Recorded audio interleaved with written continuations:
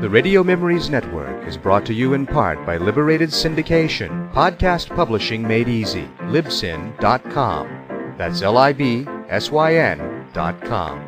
Welcome to the Old Time Radio Network Detective Stories, continuing America's love affair with private eyes. We now go back to the early days of radio and our imaginations with our feature presentation. Now for this week's episode of Bulldog Drummond.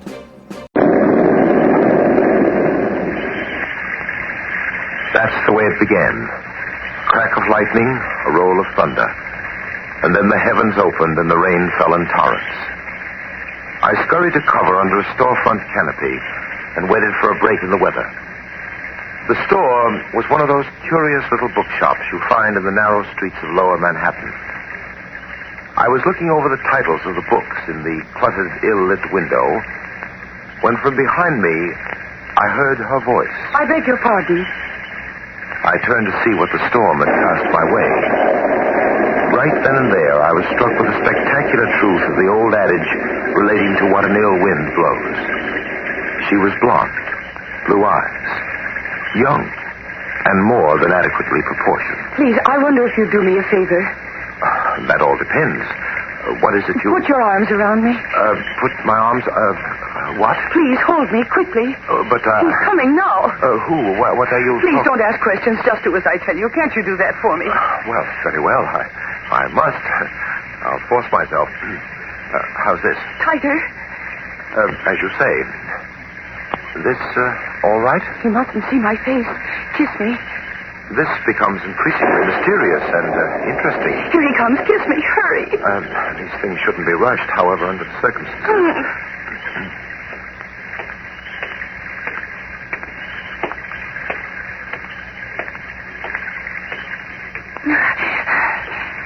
You can let me go now. He went by. Thanks very much. We hardly know each other. Is it necessary? I take it, then, that I'm any old port in a storm. You've been very helpful. Well, for identification's sake, just in case you should run into this mooring again, I go under the name of Drummond, Captain Hugh Drummond. I didn't get your name. I didn't give it. What about the man who was following you? Who was he? I don't know. I don't believe you. Where do we go from here? In that bookstore. Both of us? Uh-huh. There's a book I want you to pick out for me. You haven't been very open with me. What makes you think I'll continue to be helpful? Oh, you will. I have a gun. Well. And you can see it's aimed right at your heart.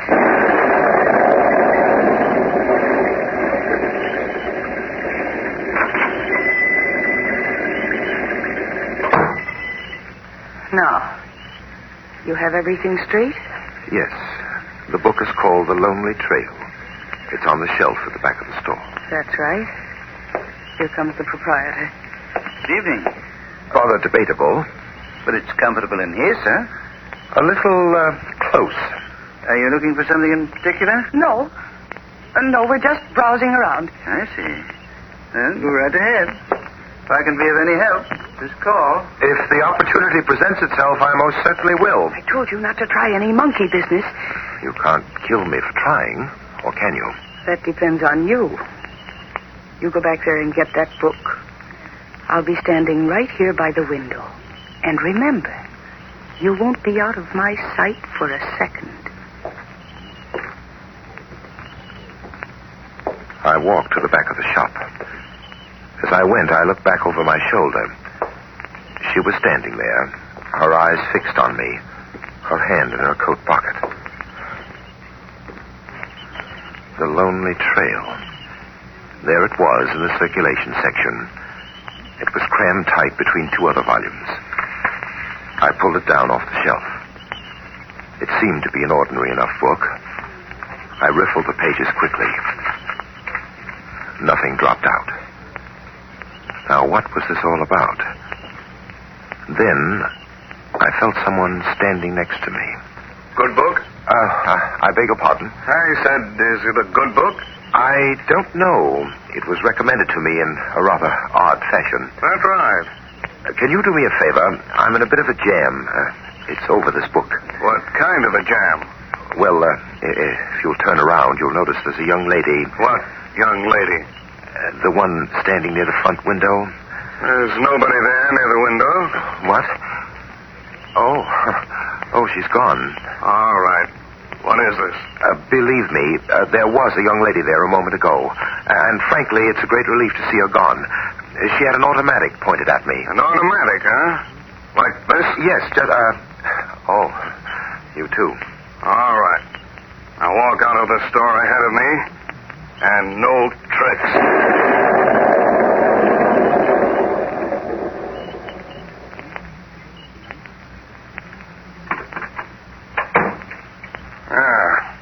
Sit down over there on that chair. See here, would you mind telling me what this is all about? Sit down, I said. Now, go ahead and give me the story. But I've told you everything. Believe me, I was standing under that store canopy when the young lady came along. No. I said I wanted it straight. Oh, where do you fit in it? Where? I told you I don't know what you're talking about.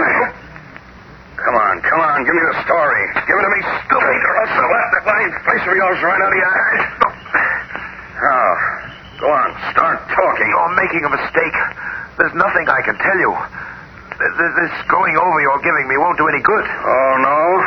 If you'll just permit me to show you my identification. Get your hand out of that pocket. Yes, I said put your hand down. Now stand up. Come on, get up. Now turn around. Face the wall. Now get this. I'm giving you one more chance. Just one more chance. If you don't open up now, I'm getting it out of you the hard way.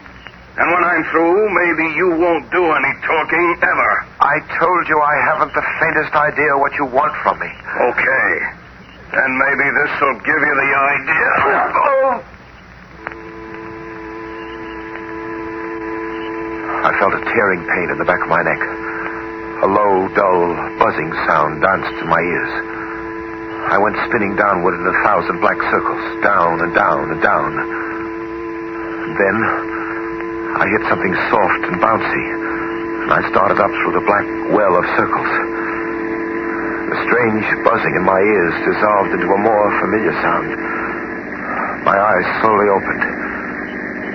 I was in an auto. It was a taxi. Coming around, huh? What? Feeling better, bud? Well, alive anyway. Where are we, driver? Central Park. Some of that stuff they pass out for whiskey can be awful rugged, can't it? Tell me, how did I get in this cab? Friend of yours, I guess. He handed me a couple of bucks and told me to take you two stews for an airing. Two? Yeah, you and your chum back there. I looked at the seat beside me. There was someone slumped in the corner against the armrest. I pulled the hat back from his face. It was the fellow who had pushed me around in the room. How's your pal doing back there? My pal wasn't doing very well. My pal was dead. He's still out, huh? Yes, quite. Maybe you want to take him someplace and sober him up, huh? 643 West 69th Street, driver. I'm taking him home with me.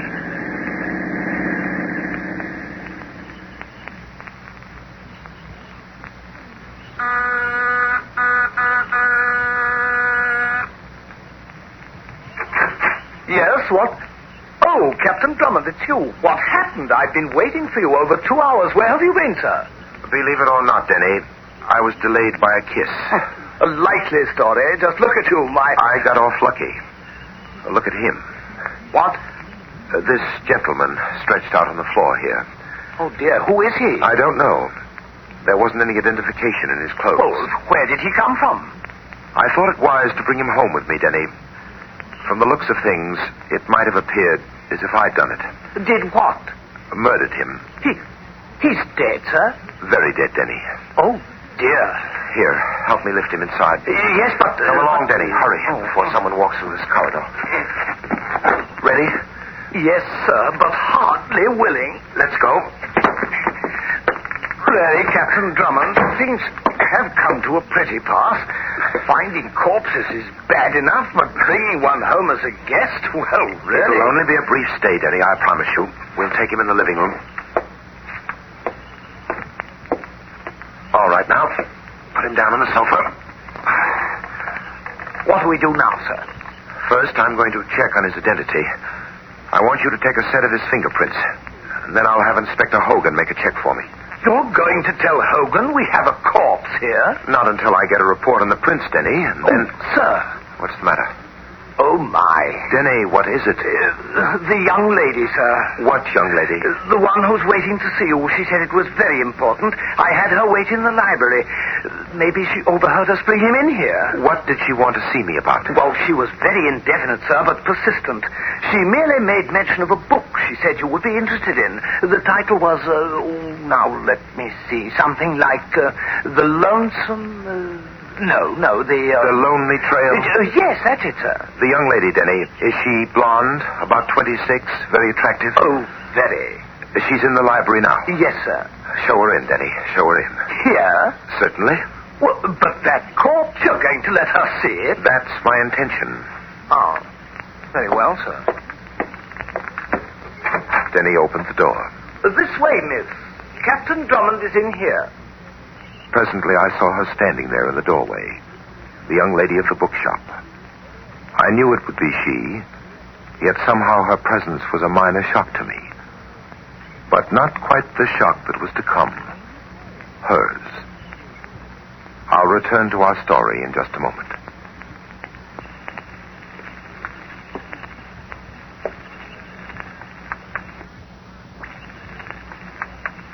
The young lady of the bookshop was walking toward me. I stood before the sofa, blocking the corpse from her view. I stood there and waited in silence. Captain Drummond, I had to see you. I had to explain to you why I did what I did. Well, go ahead. See, I'm being blackmailed. It's been a nightmare. My husband, Paul Altman, is overseas in Belgium. He's been away for a long time, and I became friendly with another gentleman. It was perfectly innocent. But a photograph was sent to me in the mail one day. It was taken while Alan and I were dancing. My husband is very jealous. And your husband might take that photograph in the wrong light. Yes. Then I received another letter this morning. And it said that I should go to that bookstore, and in a copy of The Lonely Trail, I'd find another print of that picture, and directions where I could go to buy the negative. I see. Mrs. Altman, will you come this way, please? I want to show you something. That body on the sofa there. Oh. That's what I meant by the murder. Do you recognize him? Yes. Yes, he was the man who was following me. I'll get it, Denny. You stay here with Mrs. Altman. Yes, sir. Yes? Captain Drummond? Yes? I'd like to look through your apartment. My apartment? Why? I'm looking for a girl. I see. And what makes you think the girl you're looking for is inside? She was tracked to this building. I'm on checking the other apartments. My name is Wilson. You're the agent. That's right. Now, do I get a look inside? Come in. Thanks. Do you mind telling me why the Treasury Department is interested in the young lady you're looking for? We're out to break up a counterfeit ring. Looks like she's tied up in it. I see. Well, there's a Mrs. Altman inside. Altman, huh? What does she look like? You'll see in a moment, Mr. Wilson. This way, please. Look out, sir. Denny, what in the deuce is the matter with you? Oh, be careful, sir. She'll shoot. Why are you holding your hands in the air? That Altman woman, can't you see? She has a gun in my back. Hey, what is this? Put your hands down, Denny. She's gone. What? Damn, plays a trick smart. She must have gone out through the rear entrance. Which way, Drummond? Through that door, then turn left. Well, she won't get far this time. Let me know when you catch her, will you, Wilson? Right, it'll be a pleasure. Dear, I'm sorry, sir. I never expected... Oh, that's all right, Denny. As Miss Wilson says, she plays her tricks smart. Who was he, that Mr. Wilson? The Treasury Department seems to have an interest in Gene Altman, too, Denny. He's one of their agents. Now, tell me what happened in here. Well, sir, the moment you left the room, she whipped out a gun, and she made me go through that corpse's coat. There was a book in the pocket. She took the book and then made me face the door.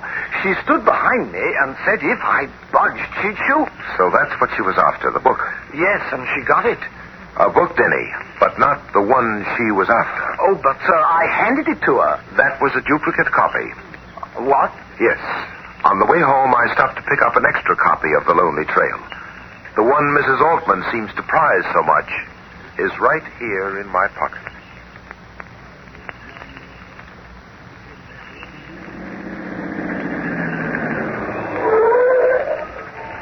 wait here, Denny. Oh, no, sir. I'm going with you. That bookshop has plunged you into enough trouble tonight, sir. Very well, then, if you insist. Come on.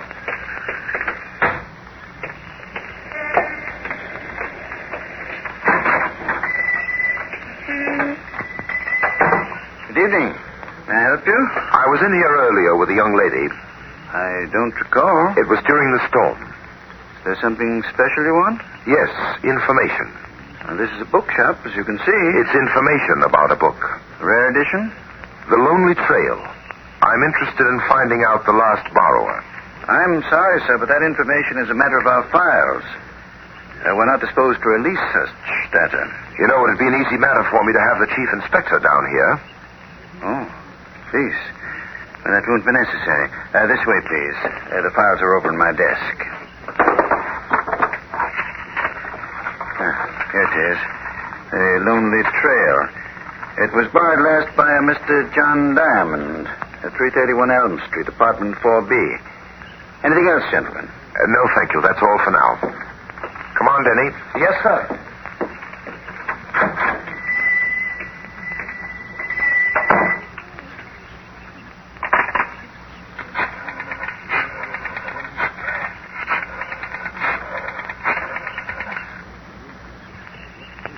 This is Evans. He was here. I gave him Diamond's address, but I couldn't help it. I'll take care of my end. He's on his way to talk to Diamond now. You'd better take care of that end. You better take care of it before he gets there.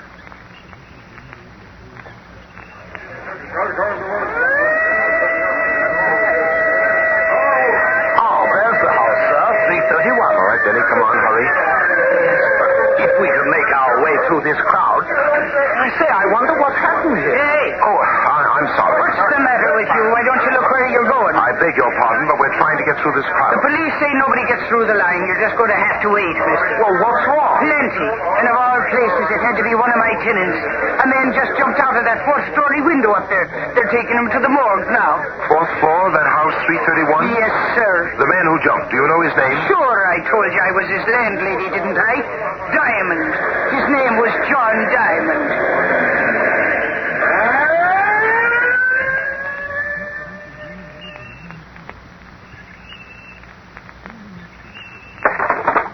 I say, there's nothing in the dresser, sir. Every drawer is empty. Come in here, Denny. Did you find something, sir? Here, look at these. What are they? Photographic development trays. Here's a bottle of print fixing solution. And this is a bottle of developer. I found them under the table. Whoever cleaned this place out overlooked these bottles. That was a break for us. What do you mean, sir? Diamond used this part of his apartment as a dark room. Oh, then, sir, Mrs. Altman may have been telling the truth about the blackmail negative. Perhaps part of the truth, Denny. Anyway, I'm sure now that Diamond was murdered because he, too, was connected with a lonely trail. But they say he jumped out of the window. No, Denny, he didn't jump. He was pushed. Here, look here. This window he went through was locked. Oh, I say. He was pushed through the glass pane. Evidently, someone wanted to prevent him from talking to us. Now, Denny, let's get to work. Pull down that shade. We're going in for some amateur photography. Very well, sir. But now you've got me in the dark. Yes, well, that's just where we'll both be in a few seconds, in the dark. It's our one hope now of seeing light. Close the door. Now what, sir? Some developer fluid in his pan. All right, now some fixing fluid in this other pan. Now snap off the light. I say, what are you doing, sir? Tearing off the paper on the inside of the back cover of the Lonely Trail. And what do you expect to find? I've found it, Denny. I've got it. What? What, sir? A piece of photographic paper, I think. Well, let's turn on the lights and see what's on it. Stay away from that light switch. Oh, really, sir? This is getting to be... Now, hold on, Denny, hold on. Just a few seconds, you can turn on the light. Now, sir? In a moment. All right, Denny, the light. Thank heavens. Well, Denny, there it is. What does it mean? A code to this book, The Lonely Trail. What?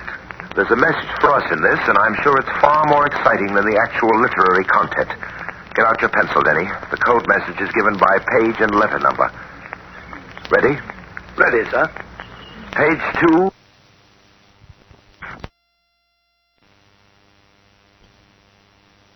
Finley. A. Page 9, 10th word, first letter. L. L. Page 16, 5th word, third letter. Yes, I have that, sir. The letter H. Go ahead, sir. That's all, Denny. Read it back. Oh.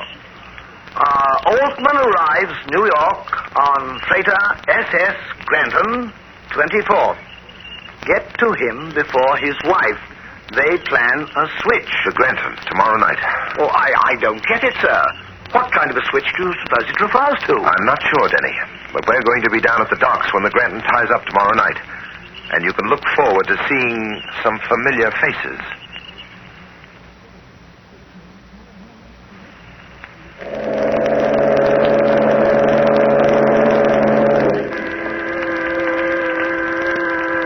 Mrs. Altman hasn't moved, sir.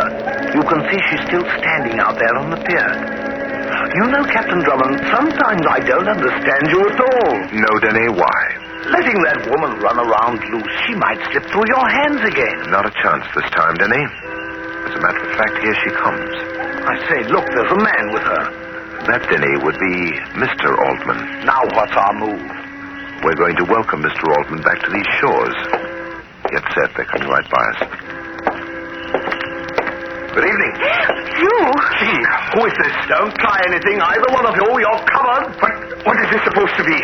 Who are these men, Jean? Don't worry, Paul. I can explain everything. That's a familiar tune you're playing, Mrs. Altman, but I'm becoming rather bored by it. If you don't mind, I'd like to hear some...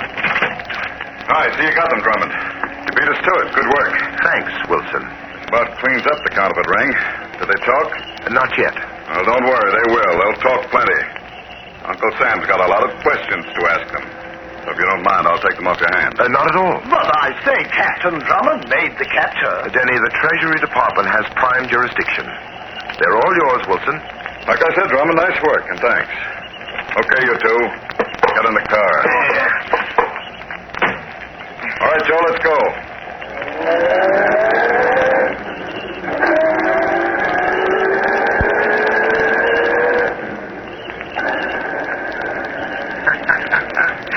Nice work, Matthews.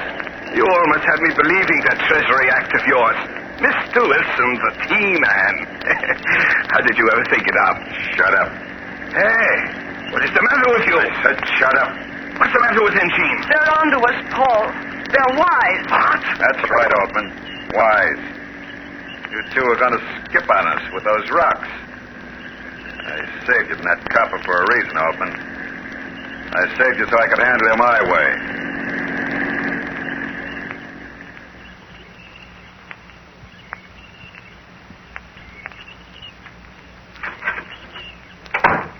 All right, Altman.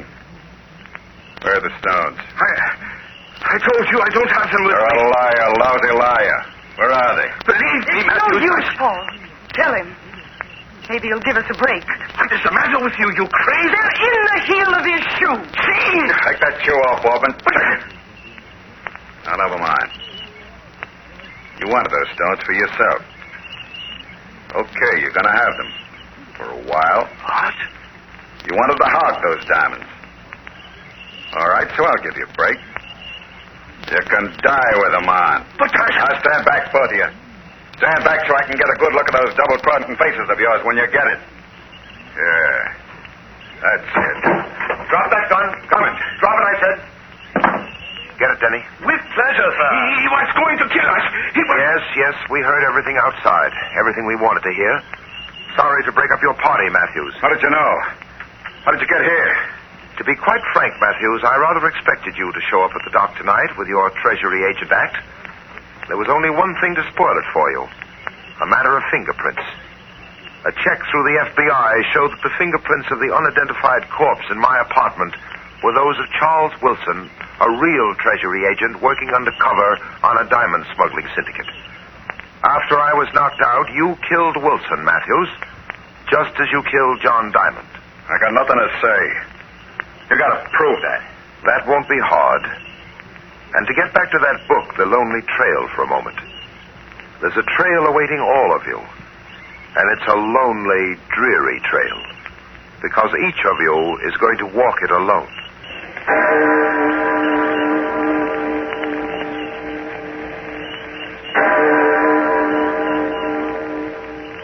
I'll be back in just a moment to tell you...